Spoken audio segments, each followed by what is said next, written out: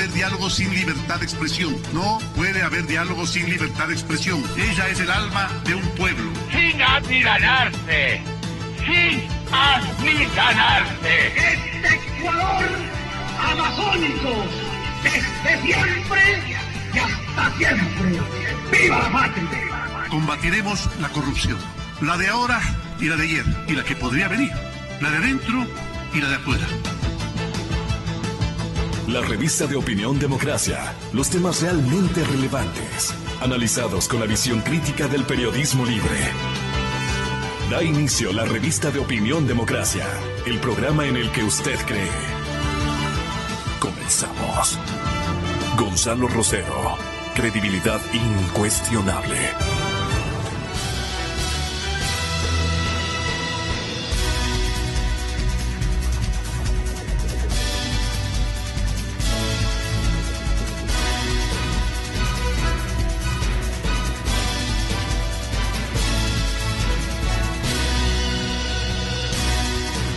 Es importante hacer conocer a la ciudadanía que tenemos 20 días para elegir al Consejo de Participación Ciudadana de carácter transitorio. Es un primer consejo.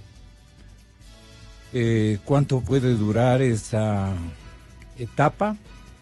El presidente Moreno ha remitido las ternas para conformar este consejo. Los jefes de bloque van a reunirse precisamente hoy para analizar los nombres.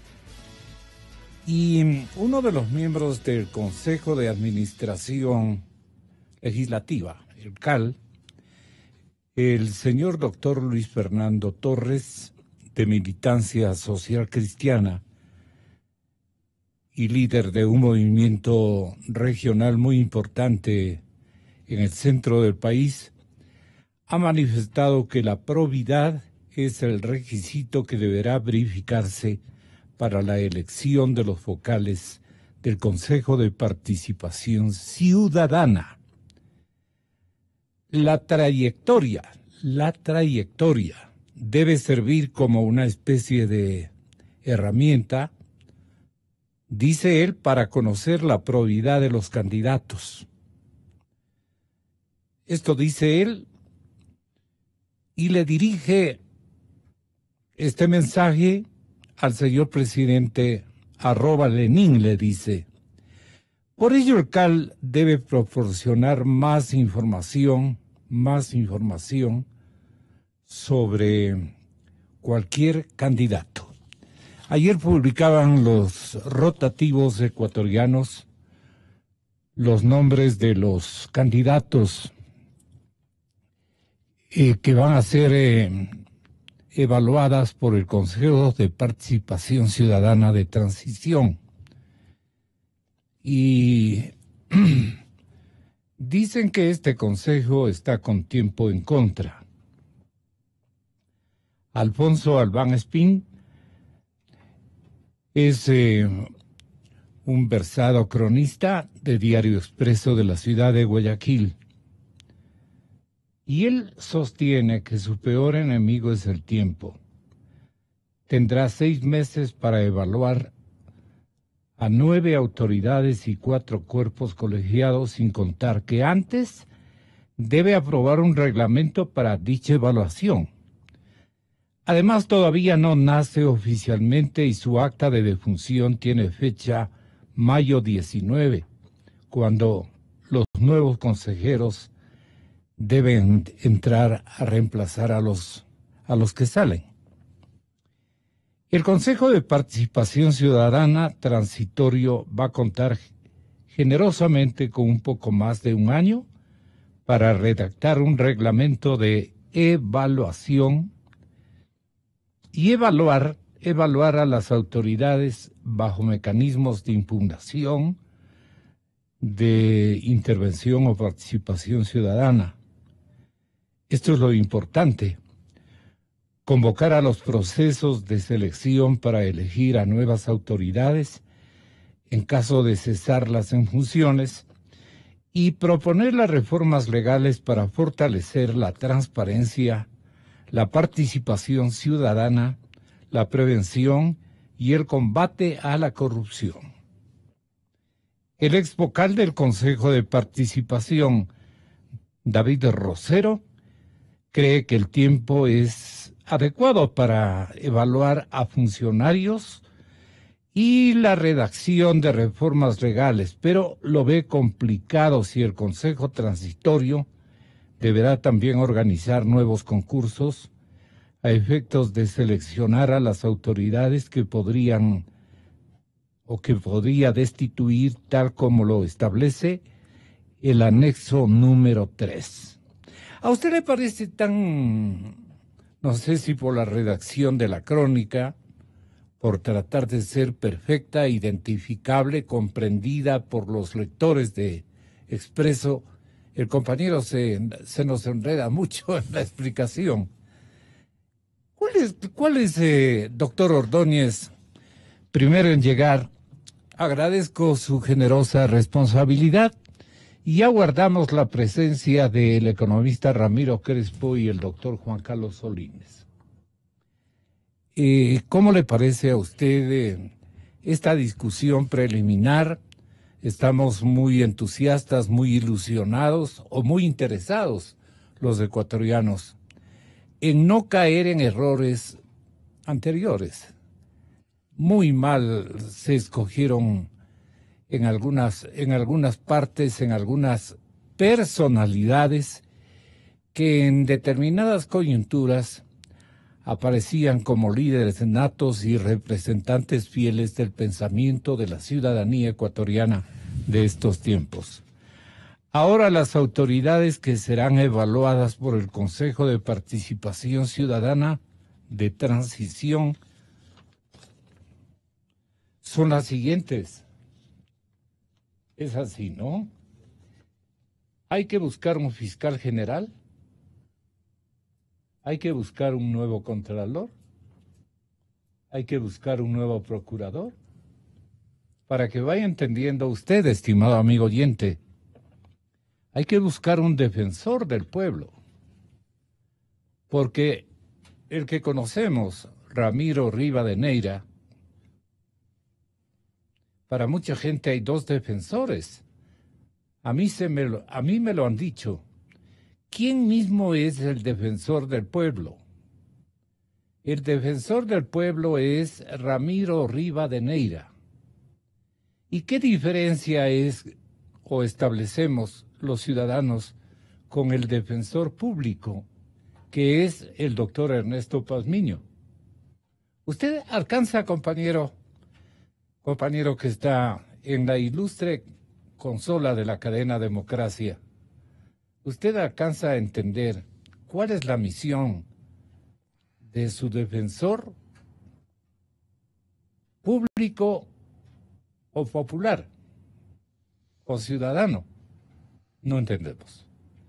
Aquí se jalaron los señores legisladores e inclusive los membretes, los rótulos, las identificaciones señalan Defensoría Pública, Defensoría del Pueblo. Casi como que a la gente le da lo mismo. 2 presupuestos, 2 funcionarios, 2 esqueletos administrativos, 2 estructuras burocráticas. ¿Por qué a la final resultó esto? Primera pregunta para el respetable invitado, doctor Diego Ordóñez. Buenos días, doctor. Gonzalo, buenos días. Una de las conclusiones que uno puede sacar de esta comparecencia de Polit, el prófugo contralor, a algunos medios, es que, digo confirmar, porque esto se sabía, que todos los funcionarios de alto nivel están embarrados de alguna u otra forma en actos de corrupción, porque los vieron, porque participaron en ellos, porque los encubrieron. El caso del actual contralor subrogante Polit, bueno, Ahora aparecen algunos informes, pero evidentemente durante su gestión anterior él era pues parte del grupo de trabajo del Contralor Pollitt. Lo que Pollitt ha dicho sobre el fiscal Vaca, pues sabía, ¿no? Entonces todo este entramado que durante 10 años vivió el Ecuador, en el que hubo muchísimo dinero, pocos controles y muchísima corrupción. E ineficacia. Bueno, digamos ineficacia en términos de llenarse los bolsillos, no, pues. Porque ha sido muy eficaz en eso, ¿no? Salieron. Entonces, Fantástico. todos estos funcionarios, de alguna u otra forma, están embarrados. Y no hay forma, y no debería haber forma y tolerancia en opinión pública para que cualquier acción que hagan hoy pretendan blanquear esa suciedad que de alguna manera, mucho o poco, embarra sus actividades y sus funciones.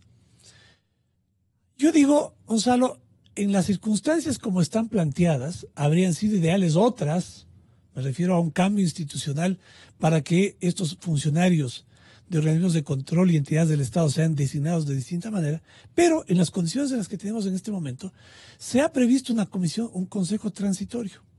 Y yo debo decir que el presidente Moreno ha acertado en casi la totalidad de los nombres, por lo menos en los primeros, que sería que se presume los elegidos para integrar este nuevo consejo. Digamos que la mayoría, hay un par de nombres a los cuales pondría yo alguna objeción, pero en general diría yo que estos nombres abren alguna esperanza de que este consejo sanee toda esta iniquidad que fue creada por este corrupto Consejo de Participación Ciudadana que sirvió para que el correísmo se apropie y secuestre el poder estatal. ¿Qué se espera, Gonzalo? Que, en mi opinión, todos estos funcionarios, fiscales, contralores, Consejo Electoral, Defensor del Pueblo, ¿no? Consejo de la Judicatura, todos estos funcionarios que son lastre del correísmo, sean removidos, sean sacados de sus puestos.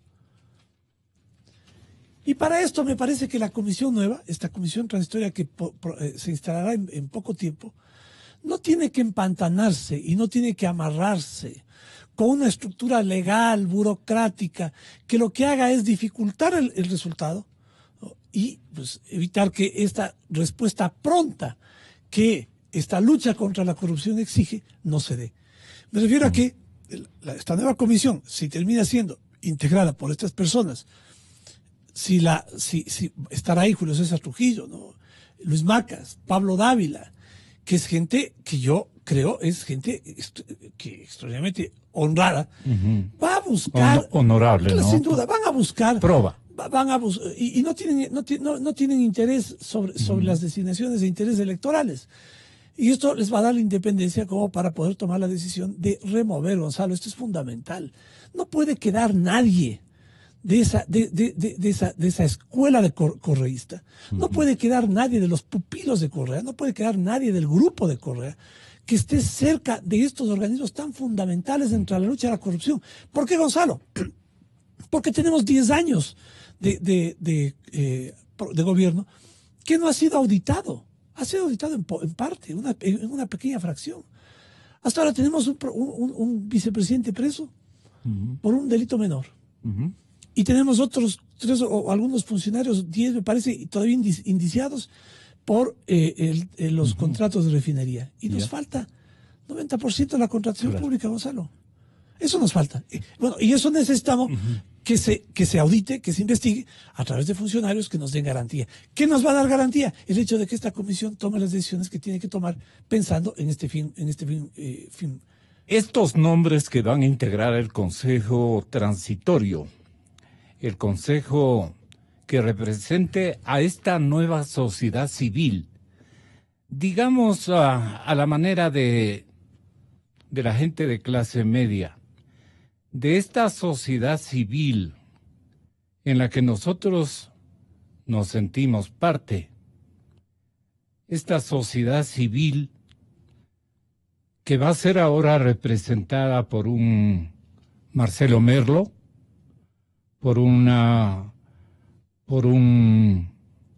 Luis Macas, por una Manuela Gallegos, por un Pablo Dávila, por un Javier Zavala, por un Eduardo Mendoza, por una Mariana Alcíbar. Está Julio César Trujillo también.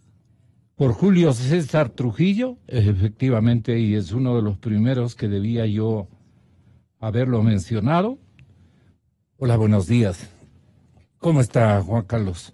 Bienvenido. El doctor Solines ya en nuestros estudios. Pero esta comisión, señores oyentes, para que vayan entendiendo, van a investigar lo hecho por Carlos Baca, lo hecho por Pablo Celi, lo hecho por el procurador que salió antes, salió pitando, como dicen en provincia, salió fugando prácticamente. Esa sensación dio este caballero. Vamos a analizar qué ha hecho en sus funciones el defensor del pueblo, este Ramiro Rivadeneira, o este Ernesto Pazmiño, o la doctora Nubia. Vamos a ver qué méritos han tenido Ana Paredes, Paul Salazar, Luzaro, Mauricio Tayupanta. Estoy dando nombres del Consejo Nacional Electoral, que nos hizo sudar frío en muchas ocasiones, tratando nosotros de adivinar por dónde andaban, con qué consignas estaban operando, a quién querían beneficiar. Y han sido indistintas las formas como han aparecido con sus apoyos. Inconsultas, incongruentes, ¿no es cierto? Especialmente incongruentes, pero bueno, ahí han estado. Este consejo es la pregunta a mis invitados, y sería para el doctor Solines. ¿Tienen la responsabilidad a través de este consejo transitorio que va a durar meses? Para el mismo, el que ha aportado con nombres aprobados en esta mañana en su mayor parte por un Diego Ordóñez, personaje en el que creemos muchos ecuatorianos, tendrán que darnos cuenta de si Patricio Baca y su hermano Carlos Baca han cumplido con sus obligaciones, con su lealtad con el país y con sus leyes, con sus misiones. Entonces, Mónica Rodríguez, Miguel Pérez, Vicente Cárdenas, Arturo Cabrera, en Judicatura Gustavo Yal, Néstor Arbito, Ana Karina Peralta, Rosa Elena Jiménez, Alejandro Subía. Estamos recordando también a las superintendencias. En este caso, a la superintendenta Mansur, la de compañías. El de bancos, Cristian Cruz. El de economía popular ahora, porque se ubicó a la fuerza, se quedó sentado. Don Patricio Rivera. Estico Carlos Ochoa, más bien lo paso, lo evito, quiero decir. El señor que ha supervivido a todas las circunstancias que han ocurrido política y administrativamente en el país, el señor doctor Fernando Cordero, ahora funge de superintendente o algo por el estilo, de primera autoridad del ordenamiento territorial, del uso y gestión del suelo. No sé por qué se aficionó de esta tarea. Y aquí en la Corte Constitucional, pues no.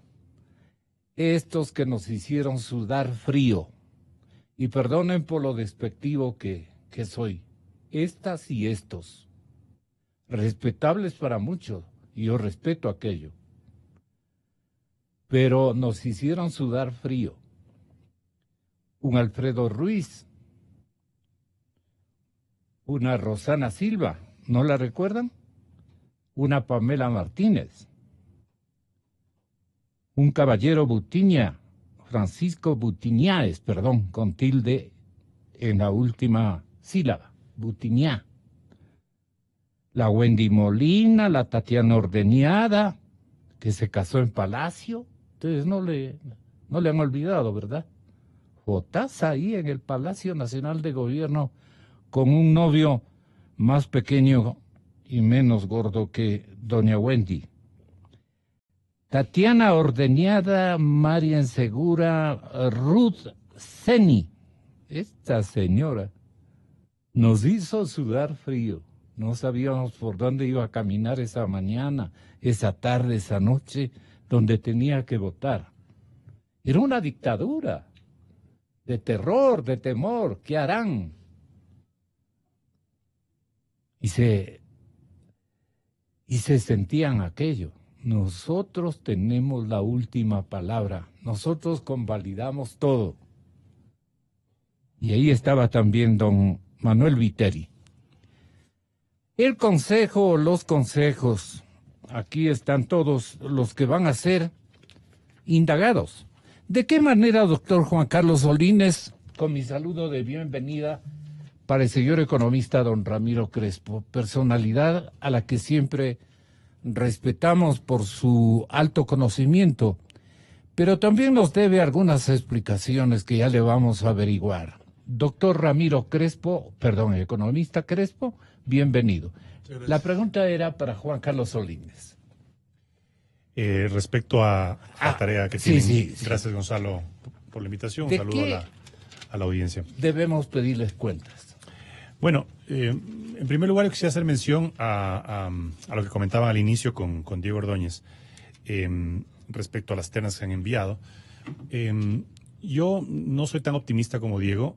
Pienso que las ternas, más allá de quienes las encabecen, que son personas de alguna forma allegadas en algún momento dado a la Revolución Ciudadana, al proceso de Revolución Ciudadana, más allá de que se hayan distanciado, como en el caso de Manuel. Pero vamos analizando para que usted ponga identidad política o amistosa con el gobierno. Exacto. Verá, la primera terna, Julio César, nada que ver. Marcelo Merlo, creo que nada que ver.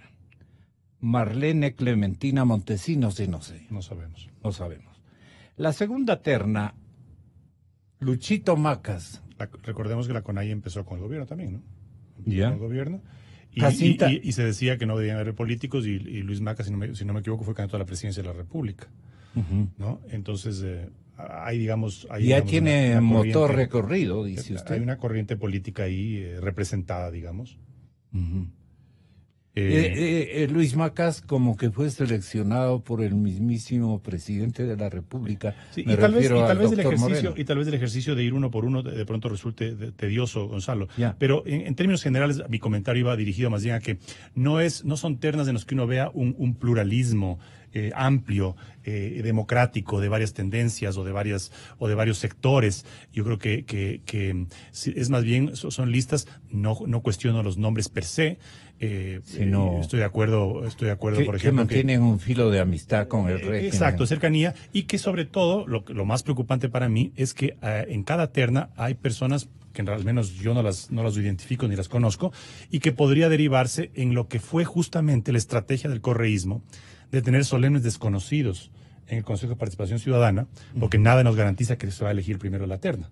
Entonces podemos llegar al punto en que tengamos solemnes desconocidos que no sabemos qué tipo de relación puedan tener con el gobierno, y no quisiera yo que esta oportunidad histórica que se le está dando al presidente Lenín Moreno derive en un nuevo Consejo de Transición que tiene una tarea fundamental y estratégica para el futuro del país, que derive en otro consejo, digamos, de allegados o de personas afines a un gobierno, porque estaríamos cayendo en lo mismo que estamos combatiendo.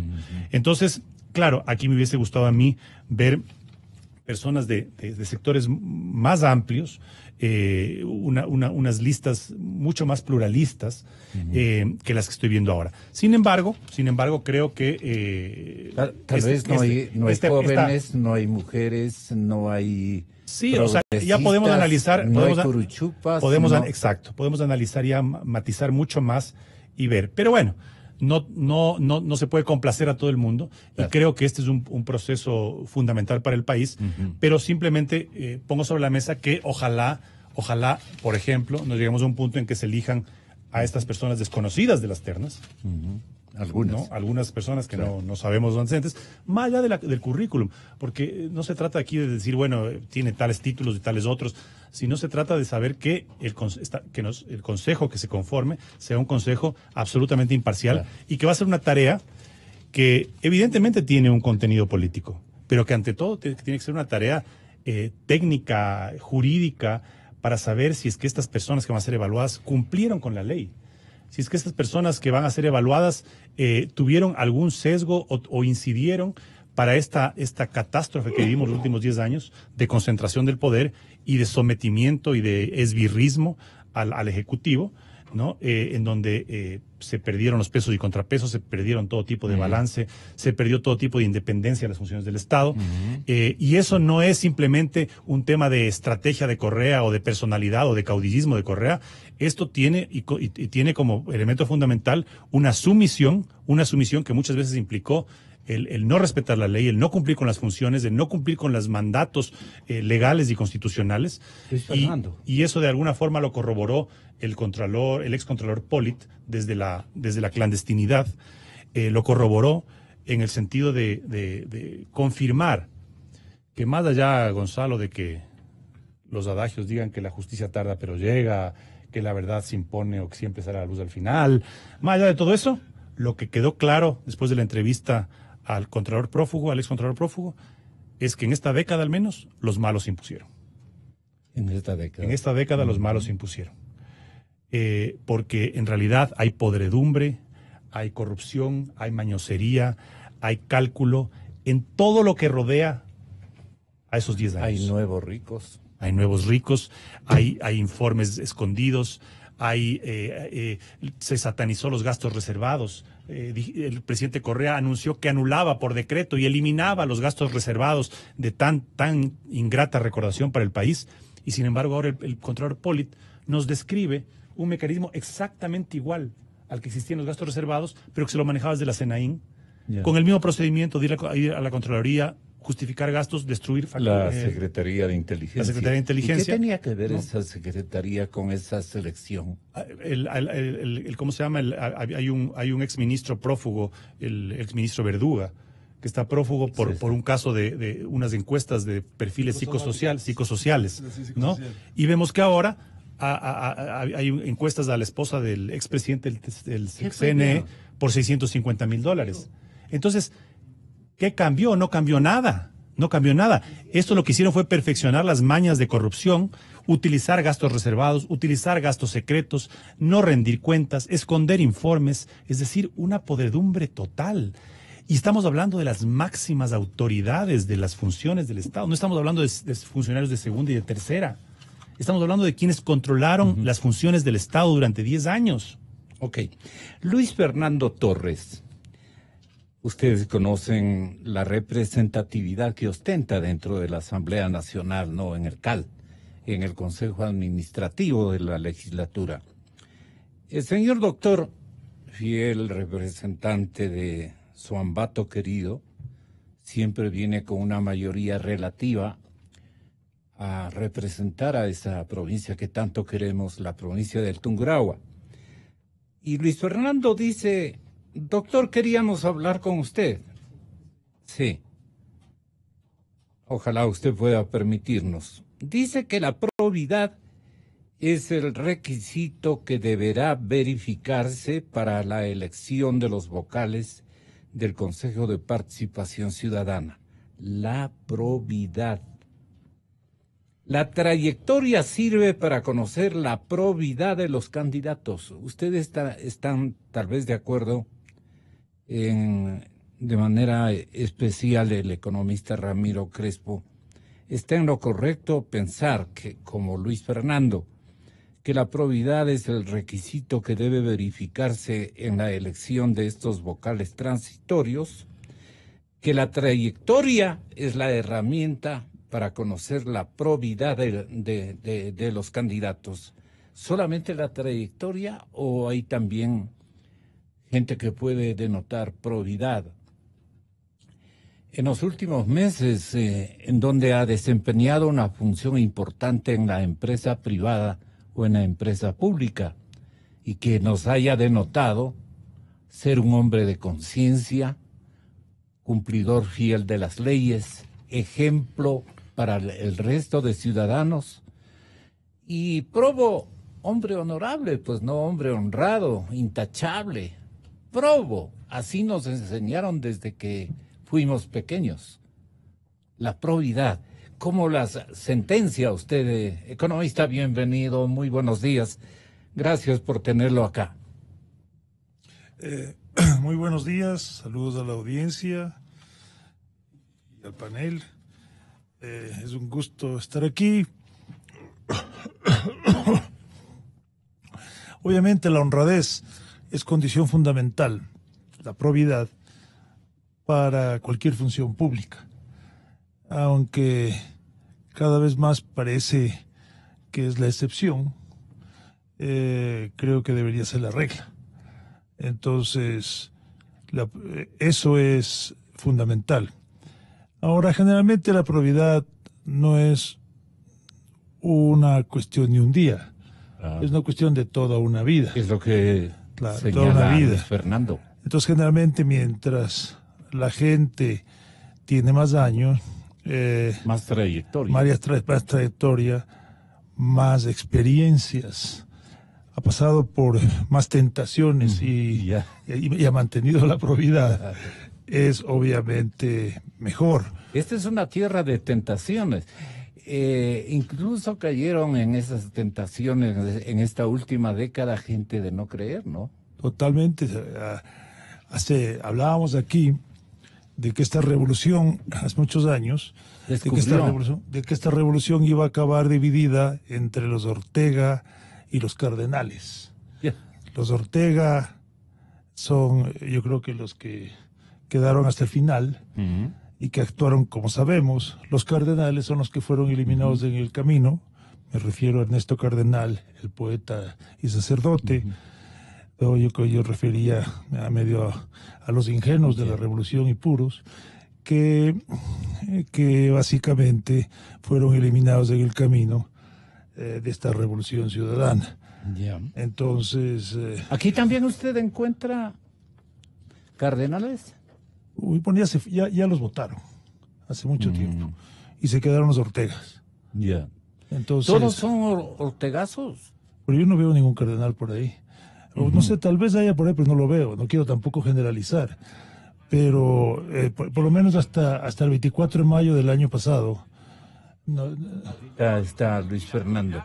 Se puede apreciar solamente a través de la trayectoria. En las ternas enviadas por el presidente Lenín Moreno están ciudadanos con trayectoria y conocidos. Para ellos será muy fácil que la Asamblea pueda determinar su probidad, pero también están algunos ilustres desconocidos, sin trayectoria conocida. Consecuentemente, la Asamblea tendrá muy difícil apreciar y evaluar la probidad de estos ciudadanos.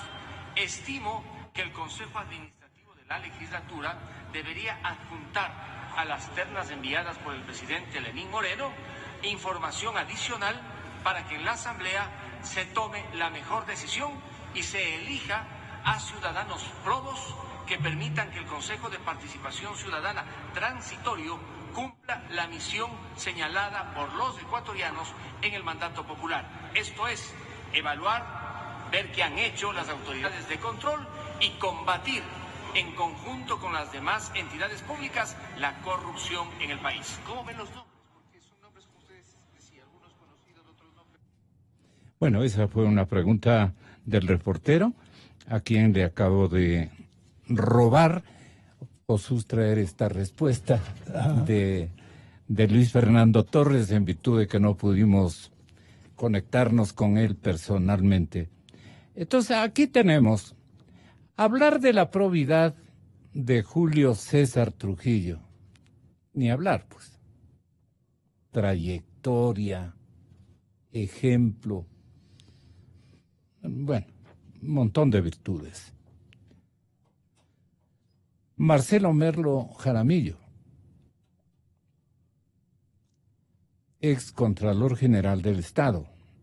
Pero ahí nos topamos con Marlene Clementina Montesinos, en la tercera candidatura de la trilogía que estamos analizando, la número 1. La número 2, Lucho Macas, y perdona Luis que siempre te hemos tratado así, Lucho Macas, es un hombre además muy familiar en mi tierra otavaleña. Jacinta Preciado Angulo, debe ser una distinguida esmeraldeña. Santos Villamar Alvarado. Entonces, el más conocido seguramente van a decir Luis Macas. La tercera terna, Manuela Gallegos. Ella fue la que inició, inauguró, fundó, organizó la primera revolución ciudadana. Creo que no empató con el expresidente Correa. Y salió, doña Manuela, salió a la floresta nuevamente. Y ahí permaneció en silencio. Luis Hernández Peñarrera, ahora le ha puesto el presidente Moreno como primera a doña Manuela Gallegos, porque él es el autor, por lo menos del orden en que ubica a sus candidatos. Y acá viene Luis Hernández Peñarrera, María de Lourdes Arboleda.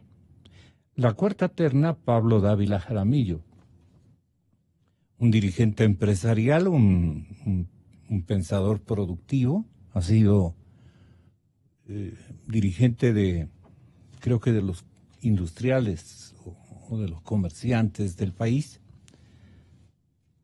Sabiduría empresarial. Bien. Lucía Calderón Aguilar, no tengo el gusto. Katiushka Molina Soledispa. Estas son candidatas del señor presidente. Él les debe conocer y él tiene a su cargo la selección. La quinta terna, Javier Zavala Egas. No es lo mismo que Jorge Zavala Egas, que es su hermano mayor. Y parece que no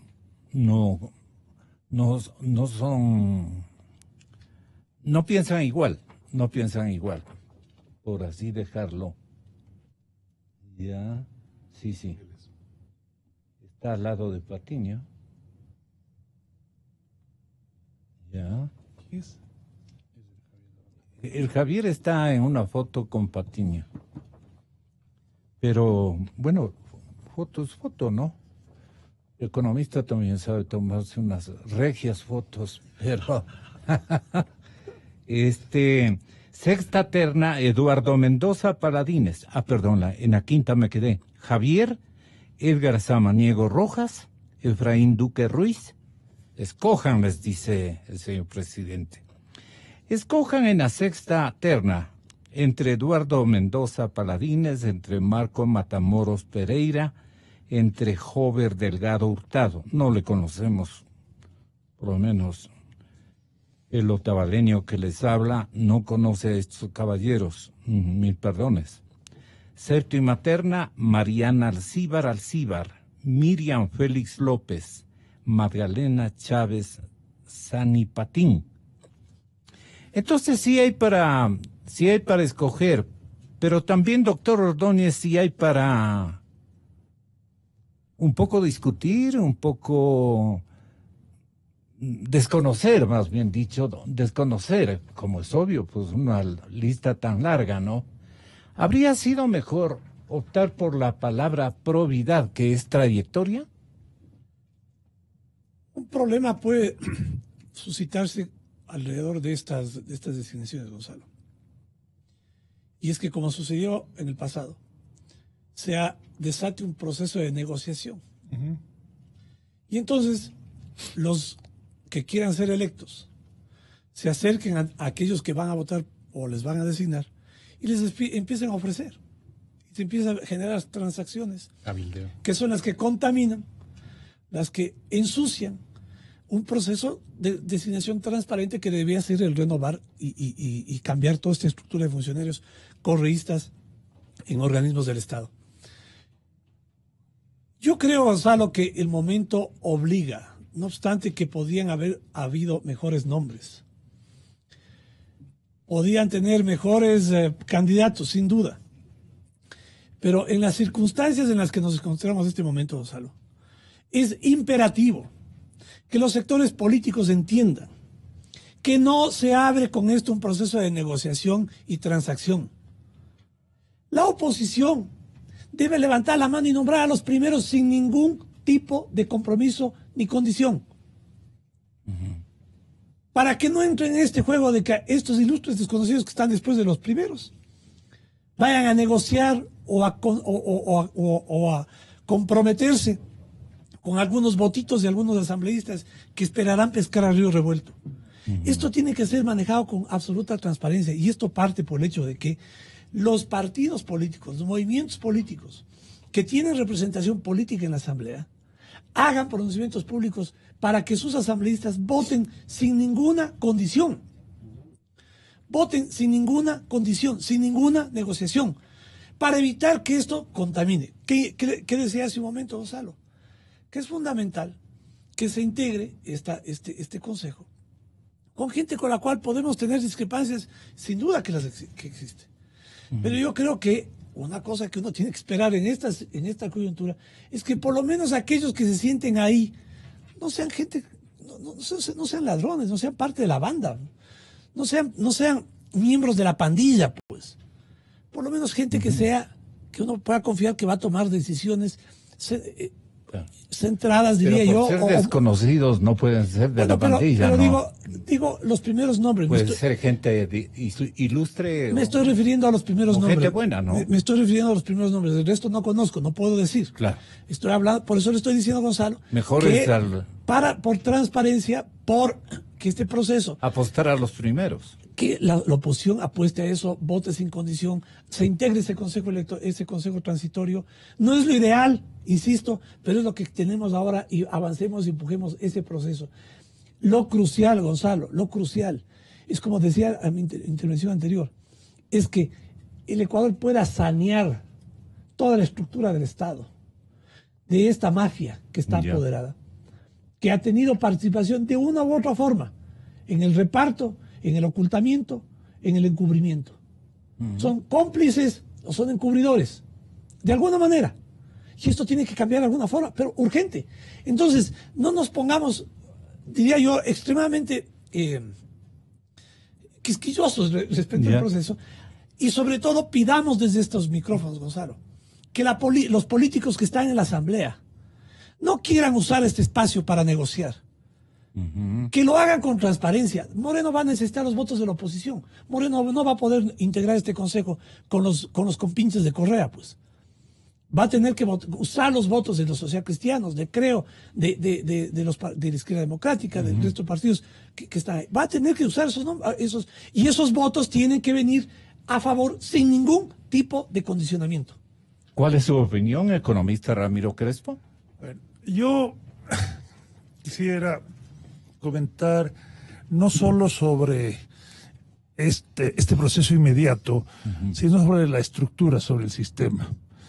A mí me parece que como este Consejo de Participación Ciudadana y Control Social va a ser temporal, asimismo debería ser temporal el Consejo de Participación Ciudadana y Control Social. Yo creo que es una entidad fascista que debe ser eliminada y que es parte de una franquicia, que es la franquicia del ALBA, en la que bajo el pretexto de que habiendo más poderes habría más representación, dividieron los típicos tres poderes de una república, que son el ejecutivo, el legislativo y judicial, dividieron en 5.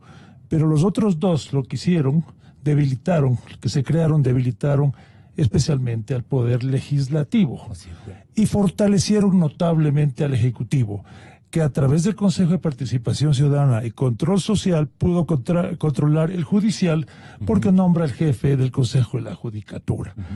Entonces, nosotros debemos pensar en volver a una verdadera república de pesos y contrapesos. Correcto. Con tres partes del Estado, en las ramas del Estado, el que tengan mucho poder, y especialmente devolver el poder al poder legislativo, al que le decimos que es el primer poder del Estado, y que está castrado en este momento por la manera como funciona la Asamblea, las normas de las asambleas, los debates de la Asamblea, ese consejo de administración o lo que sea, que decide si se procede o no con una interpelación, por ejemplo, el que ha hecho que se debatan no las leyes artículo por artículo, sino que se debatan informes de comisiones y cosas por el estilo, y asambleas que son elegidas con fórmulas mañosas como la fórmula de Hunt, que permiten manipular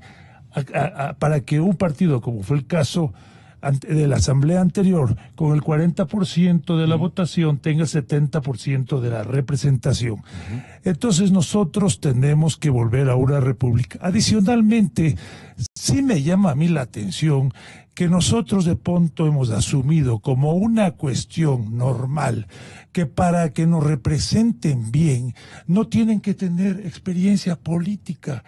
Perdón un ratito, si yo me voy donde un abogado, yo quiero que el abogado tenga experiencia legal. Si me voy donde un médico, quiero que el médico tenga experiencia médica. No quiero ser el primer paciente de un cirujano que va a ser la primera operación. Pero ahí se contrapone la probidad. Justamente probidad, es que porque la probidad es la trayectoria. El problema es ese, que hemos creado un sistema político tan perverso que prácticamente podemos decir político es igual a no probo, y eso no está bien. Y ahí viene uno de los temas que yo he mencionado anteriormente, etcétera, y cada vez lo quiero mencionar más, es que nosotros tenemos que tener un sistema en que los ciudadanos probos se sientan cómodos ejerciendo la política, porque no tienen que lidiar con los señores vidrios y compañías que están metidos en la política. Claro. El ciudadano probo se mete en la política por servir a la comunidad, por servir a sus ciudadanos. Los señores que conocemos se meten en la política para hacer negocios, son traficantes. El problema es que los electores son ciegos. No, pero también tenemos una estructura. ¿También es relativo? Lo que pasa es que es manipulada, básicamente, y especialmente en los últimos 10 años. Los electores son ciegos, pero adicionalmente, como no se fomenta la carrera política, llega una época con la buena carrera política y con tantos medios sociales, con televisión, redes sociales, etcétera. Interesados en... Se crean inclusive unos celebrities, unas celebridades que son más reconocidas que quienes, que los verdaderos políticos que día a día se están haciendo conocer a través de sus campañas y de su servicio a la comunidad. Y eso hacen los medios. En parte.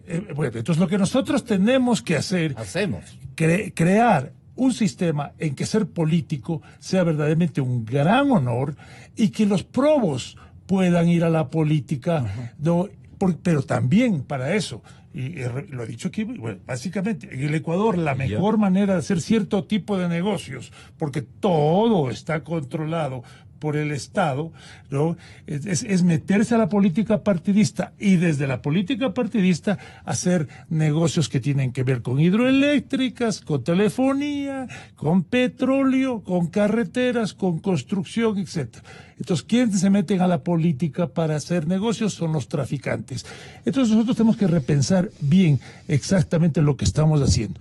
Me parece este es un proceso transitorio donde estamos nombrando unos representantes que espero que estén todos muy bien para el Consejo de Participación Ciudadana, pero debemos pensar que hay que eliminar a ese consejo y hay que volver a los tres poderes del Estado, el legislativo, el judicial y el ejecutivo, total todos independientes y que haya pesos y contrapesos. ¿Cómo los identificamos adecuadamente? Porque yo llegué con una alegre lectura hasta la tercera terna.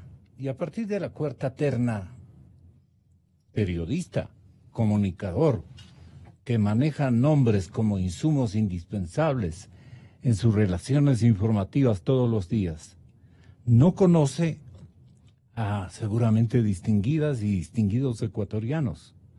No es un asunto que el presidente tenía que venirnos a presentar a los periodistas para que le demos más énfasis a un nombre que a otro. No se trata de eso, pero para eso la probidad, la trayectoria. Allí, ¿cómo cree usted que deben actuar las personas que tienen que seleccionar de estas 7 ternas a los precisos, a los que le conviene al interés republicano del Ecuador? Juan Carlos Solines. Bueno, yo creo que este patriotismo que se le exigió y se le sigue exigiendo a Lenín Moreno después de la consulta y el referéndum, en el sentido de que aproveche esta coyuntura y este voto de confianza que le dio el pueblo ecuatoriano, que fue mucho más allá de quienes lo eligieron como presidente, lo aproveche de manera cívica, de manera consciente de que es una oportunidad histórica que tiene el país y que tiene él para rescatarlo de esta podredumbre en la que lo dejó sumido, no solamente económica, sino moral, política, institucional, que lo dejó sumido el correísmo. Lo propio tendrá, esa misma responsabilidad tendrá este Consejo de Transición. Es decir, lo que refería a Ramiro hace un momento, eso es el ideal, eso sería pues una reestructuración del Estado para recuperar la naturaleza de los pesos, contrapesos, balances. Pero la consulta popular y el referéndum no fue dirigido a eso, lamentablemente. Fue dirigido a crear ciertos espacios de gobernabilidad para Lenín Moreno y poder comenzar, al menos con las autoridades cabeza de las funciones, comenzar a hacer una evaluación y un reemplazo de esas autoridades. Uh-huh. Ahora, la reingeniería institucional, la reconciliación nacional, el rescate moral del país, uh-huh, porque es un tema también que va a tomar muchísimo tiempo. Va a ser un proceso muy largo. Un proceso muy largo en el que estoy de acuerdo, los partidos políticos, más allá de que hablemos de jóvenes o de nuevas generaciones o de viejas generaciones o de la experiencia o de los sabios, más allá de eso, los partidos políticos son el vehículo natural para construir una democracia. Y ahora vemos que en esta estructura institucional que se creó con el Consejo de Participación Ciudadana, que además fue punta de lanza de la propuesta de gobierno de Correa en el 2006, cuando ganó las elecciones por primera vez. Dijo, vamos a recuperar y dar por primera vez un espacio a la sociedad civil para que pueda participar en las decisiones del Estado. Y fue un fiasco, un engaño. Fue un engaño. Y se hizo una estructura que se convirtió en oficina de colocaciones del gobierno para cooptar todos los espacios de poder y dentro del Estado. Aquí está. Y ahora, si se mantiene esta estructura de supuesta participación e intervención de la sociedad civil y de la ciudadanía, uh-huh, porque es control social, esta función, es de control social. Entonces no necesariamente tenemos que pensar que quienes lo integren son personas de reconocida trayectoria o muy conocidos por los medios y por los ámbitos políticos. Para mí eso no es lo fundamental. Lo fundamental es que sea un consejo de transición que haga el trabajo de manera transparente y limpia. Y lamentablemente, siempre hay el riesgo, cuando los actores políticos están involucrados, más allá de lo que debería ser la política, más allá de lo que esperamos que sea la política, que es un tema que enaltece a los ciudadanos, un tema de servicio, de vocación. Uh-huh. Hoy en día la política se ha convertido en un tráfico de influencias, en negociaciones, en cabildeos, en tiras y aflojas, a ver, yo Lenín Moreno, te doy espacio de gobernabilidad, pero me das comisiones en la asamblea. O sea, sigue siendo esa vieja política que que nos llevó a la situación que En vivimos la los últimos 10 etapa años. morenista sigue siendo. Sigue siendo el comportamiento de los actores políticos. De los actores. De los actores políticos sigue siendo. Pero el presidente no creo que vaya a ceder o ya ha cedido. No sé ya los intríngulis al interior, ni lo que se haya cedido, lo que no se haya cedido. No sé, por ejemplo, cómo se estructuraron estas. Pero eso ya es una confianza en el mandatario. Ya, es una confianza que le ha dado el pueblo ecuatoriano, y que él tiene que demostrarlo con acciones concretas, que está realmente dando un giro, un golpe de timón, que al menos nos ponga en el camino, al inicio del camino, de lo que describía Ramiro. Es decir, es una oportunidad histórica en donde si no nos colocamos en el andarivel correcto, no vamos a ir al camino correcto. Otra frustración. Será otra frustración. Y el voto sí fue para eso. Y será simplemente el inicio de una nueva etapa de decepción, de desilusión, de frustración del pueblo ecuatoriano, que ve que a pesar de que le da las herramientas de confianza con el voto para que nos pongan el andarivel correcto, se desperdicia nuevamente una oportunidad histórica. Si es que no se... Sería imperdonable. Sería imperdonable porque el país... Digámoslo de una vez, porque sería el país, imperdonable. Sí, nosotros si nos comparamos con Venezuela, probablemente podamos decir no hemos topado fondo. Pero el país, dentro de nuestra historia republicana, creo que sí ha llegado a un punto más bajo que nunca antes en su historia. Sí. Desde el punto de vista de manejo de la economía, desde el punto de vista de moral, desde el punto de vista institucional, desde el punto de vista de la democracia. El problema es que nunca hemos hecho ni el menor comentario desde el lado del gobierno, por ejemplo, del ejemplo venezolano y del presidente Maduro. Tenga la bondad. Señor doctor Diego Ordóñez, lo que quiera decirnos con este aditamento. Hay un tema que me parece... ¿Quién les va a talar la patilla a estos caballeros que terminarían en pocos días? Gonzalo, yo creo que hay que distinguir este proceso en dos tiempos, ¿no? Con esto insisto en lo que decía Ramiro hace un rato. Este es un proceso temporal. Esto es una forma de una transición, ¿no?, para salir de un secuestro de la mafia, de la estructura del Estado, y ojalá que haya gente independiente y gente prueba que sustituya.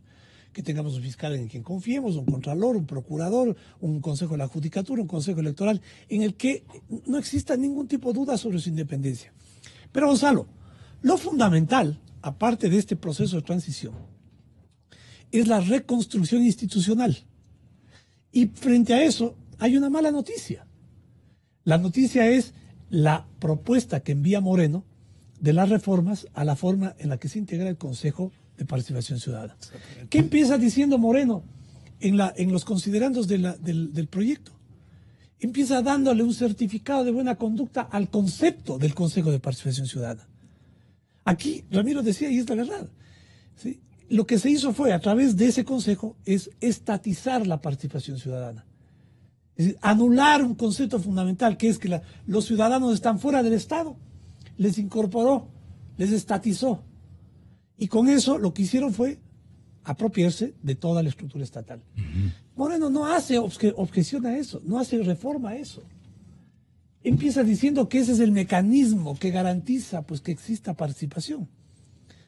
Y peor que esto, Gonzalo, en la propuesta de elección o de renovación para el Consejo Definitivo, se estableció un mecanismo para tamizar, para filtrar los nombres de aquellos que pueden terciar como candidatos a este Consejo. Los candidatos, dice el proyecto, tienen que presentarse al Consejo Nacional Electoral. Y el Consejo Nacional Electoral dará el visto bueno de aquel que puede o no ser candidato. Lo cual me parece que es esta vieja práctica, esta creatividad perversa del correísmo. Pues. Los mecanismos, estas cosas chuecas, ¿no?, estos mecanismos torcidos para evitar que las cosas puedan darse con absoluta libertad. Si ya escogieron ese mecanismo, y yo estoy absolutamente en contra, siempre lo he dicho, de este Consejo de Participación Ciudadana, pero si Moreno ha decidido que es el camino, por lo menos, permita que ese consejo se integre ya por elección de manera libre. ¿Por qué tiene que ponerle al Consejo Electoral? Además, creando una distorsión perversa. Porque, según se prevé, el Consejo de Participación Ciudadana va a juzgar lo que ha hecho el Consejo Nacional Electoral y resulta que el Consejo Nacional Electoral es que da visto bueno a aquellos que van a integrar el Consejo de Participación Ciudadana. Esto es un laberinto, ¿no? Y un laberinto tramposo. Cambien eso. Por lo menos, si van a integrar ese consejo, plantéenlo que se integre con las elecciones como estaba planteado. No obstante, yo creo que es importante que el resto de la sociedad sí discutamos sobre cómo eliminar ese consejo, cómo hacer esa reforma institucional. Y a mí me parece en esto que hay un vacío de propuesta del resto de la sociedad. Porque nuevamente pasa que es el gobierno el que toma la iniciativa y la sociedad. Bueno, ¿dónde está el proyecto de reformas constitucionales que plantea la sociedad? Los sectores políticos, los sectores económicos, la sociedad representada.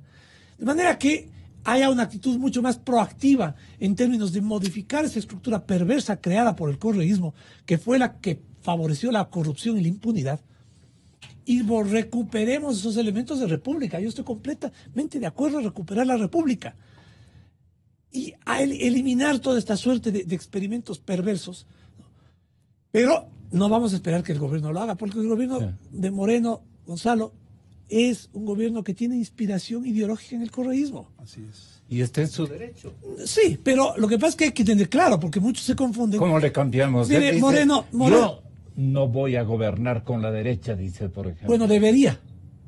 ¿Por qué? No en el sentido de ponerles ministros. Pero, Gonzalo, una dictadura, de una dictadura no se sale sin una transición en donde existe una gran conjunción de fuerzas. Y la experiencia histórica demuestra que eso es así.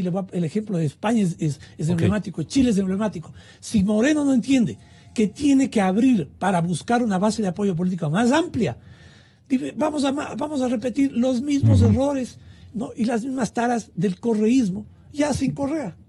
Moreno, con esto termina, Gonzalo. Mucha gente cree que Moreno iba a ser un gobierno completamente diferente de Correa. Yo no soy de aquellos. Una pregunta, Gonzalo. ¿Es el presidente Moreno también presidente de la derecha? En el sentido de que los ciudadanos de derecha tienen como presidente al presidente Moreno. ¿O es un gobierno de secta? Claro, el presidente Moreno es un presidente de todos los ecuatorianos y tiene que gobernar con todos los ecuatorianos. Pero no con la derecha, aclara él.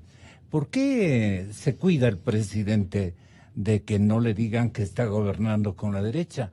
Seguramente por su principal opositor, que está dentro de su ámbito, que es el expresidente Correa. Ve lo que está gobernando con la derecha.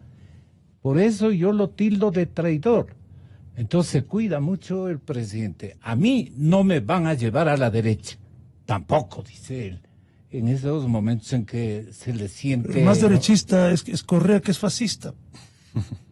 Yo creo, Gonzalo, que en base a lo que hemos analizado el día de hoy, a propósito de esta conformación del Consejo de Transición... Juan Carlos Solín. Creo que las prioridades en este momento del país, si es que hablamos de un rescate moral, de una reconciliación nacional, de una recuperación económica, de una reingeniería institucional, esas prioridades del país no son patrimonio ni de la derecha, ni de la izquierda, ni del centro.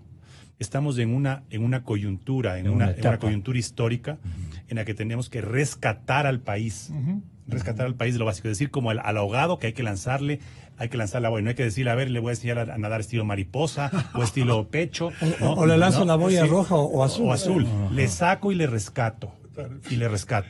¿Ya? Y entonces, por eso es que a veces yo digo, los actores políticos y también los actores económicos, gremiales, sociales, a veces tienen unas declaraciones y unos ímpetus como que Lenin tiene que comenzar a mandar proyectos de ley en tal sentido, y yo creo que no estamos para eso. O sea, Lenin Moreno ganó como ganó y se impuso una tesis que representaba de alguna forma los postulados de la Revolución Ciudadana, y ahora lo que Lenin Moreno tiene que entender es que, aunque haya ganado las elecciones, él está atado de pies y manos si no inicia un proceso de descorreización del Estado que tiene como un componente el tema de la conformación del Consejo de Transición, del Consejo de Transición de Participación Ciudadana, y que tiene necesariamente que abrirse a sectores mucho más amplios, más allá del diálogo al que él invita, porque él se jacta de que el estilo ha cambiado y está bien. Ha sido un respiro después de 10 años de abusos, de prepotencia, de hostigamiento. Está bien que él tenga un estilo más abierto y de diálogo, pero eso tiene que ir de la mano de una participación real de otros sectores en este rescate del país. ¿Cuáles serían los sectores que no están muy tomados en cuenta en el imaginario del señor presidente Moreno? El señor presidente Moreno, su principal propuesta de campaña fue crear 400,000 plazas de trabajo, que es seguramente la principal preocupación de los ecuatorianos. De la construcción. No la va a crear a través de seguir haciendo crecer el Estado y la burocracia y seguirse endeudando para pagar esa burocracia. Así es. Tiene que hacer la Ese concepción es el productiva. modelo del señor y vemos preocupados como nos indican que el ritmo de endeudamiento de este gobierno en los meses que va ha sido más acelerado que el ritmo que tenía Correa. Entonces, permítame una pregunta. ¿Le correspondería entonces al presidente Moreno deshacerse del Frente Económico actual, que tiene otra idea? ¿Se deshaga o no se deshaga? ¿De seguimiento a la política correísta? ¿Se deshaga o no se deshaga? ¿O no es así? ¿Se deshaga o no se deshaga del Yo le he Frente oído a Económico? usted que ha dicho aquello. Lo que he dicho es que el modelo económico es un modelo fracasado. O sea, tuvieron 10 años de bonanza, muchos de los cuales fueron bonanza económica, y fracasó, y estamos donde estamos. Entonces, por lo tanto, no puede seguir insistiendo en un modelo fracasado. Han mantenido una burocracia gigante en base que a se llama clientelismo, Alianza País. en base a clientelismo, en base a crecimiento absurdo del Estado, No es para que dar estoy puestos. apoyando aquello, estoy comentando. en base a corrupción. Pero frente Terminamos a eso, ya. Pero frente a eso, ¿no? Que son malas señales. Está claro que el modelo colapsó. Moreno lo denunció, habló que la mesa no estaba servida, denunció el endeudamiento. Pero frente a eso, ¿cuál es el planteamiento de Moreno? No solamente mantener un equipo económico que mantiene ese modelo, sino, como dijo en declaraciones al inicio, luego de la consulta, cierto es que estamos endeudados, pero la economía está creciendo, pues dijo él. Y alguien que revisa con un poco más de detalle, cuidado y rigurosidad esta conclusión no puede sino espantarse. ¿Por qué? Porque eso fue lo que en 10 años sucedió en el Ecuador. Se construyó un castillo de naipes. Claro. El crecimiento no puede estar asentado en el mediano y largo plazo con la deuda. Y el endeudamiento, ¿no? El endeudamiento per se no es malo. Las condiciones del endeudamiento son pésimas. Y una economía que no crece en términos que tiene que crecer no puede seguirse endeudando. No puede. Por definición. Hay un crecimiento de la burocracia. 50,000 nuevos empleos en este periodo. Entonces, cuando Moreno plantea el diálogo, Moreno lo que tiene que decir es que hablar no es sentarse a oír y no escuchar. Tiene que haber algún efecto vinculante entre lo que se le dice y lo que él tiene que hacer, pues. Lo que sucede es que como no quieren hacer eso, y en materia económica quieren preservar este modelo populista y regresivo del correísmo, en materia internacional quieren conservar el mismo alineamiento, ¿no? Bueno, entonces, obviamente Moreno pues tiene que sostener que no es un gobierno que está dispuesto a salir de su encapsulamiento ideológico y a abrirse. Esta apertura, Gonzalo, como le decía hace un momento, es crucial. Si no lo hace, este proceso de transición de entre una dictadura corrupta y una república va a fracasar. Los créditos o el endeudamiento, ¿le consta a usted, señor economista Crespo, en el mercado internacional? Y voy a preguntarle a mi siguiente invitado, que es el ministro Campana. Están sumamente baratos. Los créditos en el exterior están, pero en los suelos. No están más de 1%. Están menos de 1%. Créditos grandes, créditos gigantes. Hay dinero, hay cualquier cantidad de dinero en el mundo o en el planeta financiero. ¿Sí? En cualquier país, en cualquier modelo político o ideológico, hay dinero. El problema del Ecuador es que está tan endeudado que le cobran más del 10% o un poquito menos del 10% precisamente por desconfianza. Y los créditos se van ejercitando solamente para mantener la burocracia y el gasto corriente. De esto están enterados en el exterior y la cosa es complicada para nosotros.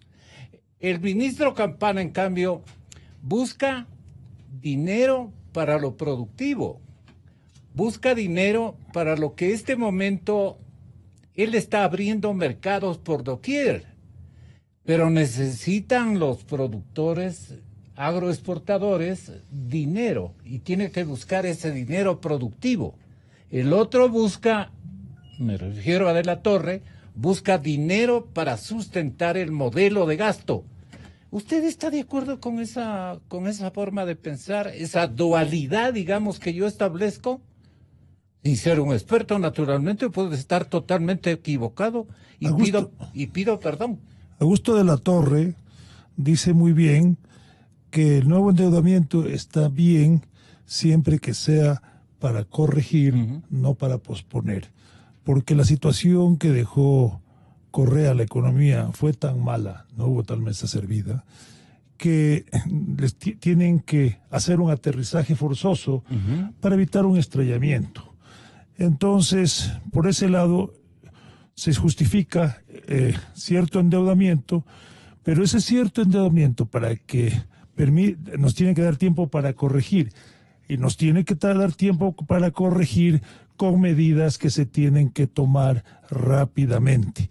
Entonces, esas medidas hay que tomarlas, hay que atraer la inversión extranjera directa, hay que atraer la inversión nacional, hay que reducir el déficit fiscal, hacer una consolidación fiscal que se llama, hay que dar mayor flexibilidad laboral para que se cree mayor trabajo, mayor seguridad jurídica, que es fundamentalmente la resolución de controversias, y permitir, por supuesto, al sector privado nacional e internacional participar en muchas áreas del Estado que ahora han demostrado, porque el Estado ha demostrado que en las áreas que se ha metido en los últimos 10 años ha habido enorme fracaso o enorme corrupción.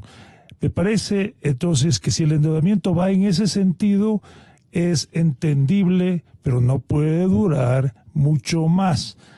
Aparte, segundo, lo que está haciendo el ministro Campana de atraer inversión extranjera directa está muy bien, pero tenemos que permitir un ambiente de inversión extranjera directa, porque damos tanta confianza que la inversión extranjera directa no dependa de visitas del ministro, sino de un mundo que busca en un país tan atractivo que independientemente de ministros vienen a invertir en muchas áreas del país, porque inclusive se les permite.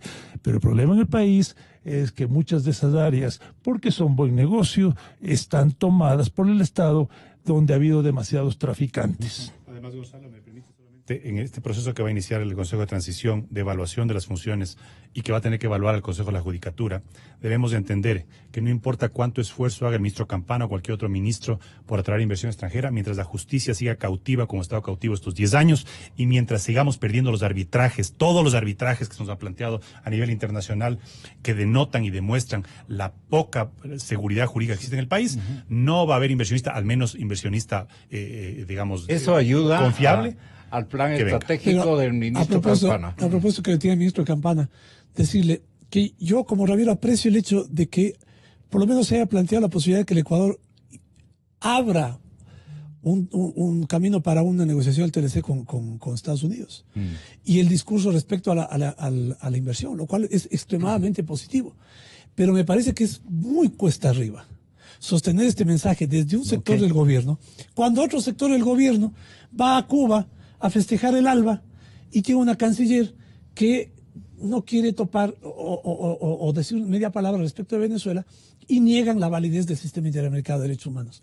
Es decir, esto de jugar varias mesas de naipes es contraproducente porque los efectos se neutralizan. Si Moreno quiere realmente comprometerse con la apertura, con la inversión, tiene que empujar esa línea de discurso del Ministerio de Comercio y tiene que sustituir al resto, pues. O, si quiere lo contrario, tiene que cambiar al ministro de Economía, de Comercio y alinearlo con el mismo discurso de la canciller y del gobierno en su conjunto. Para que intercambien autos con Irán. Por banana. Y firmemos convenio con Bielorrusia. Muchas gracias, caballeros. Señoras y señores, los ministros Pablo Campán y Carlos Pérez en contados instantes, el uno en vivo y en directo y el otro vía telefónica. 92.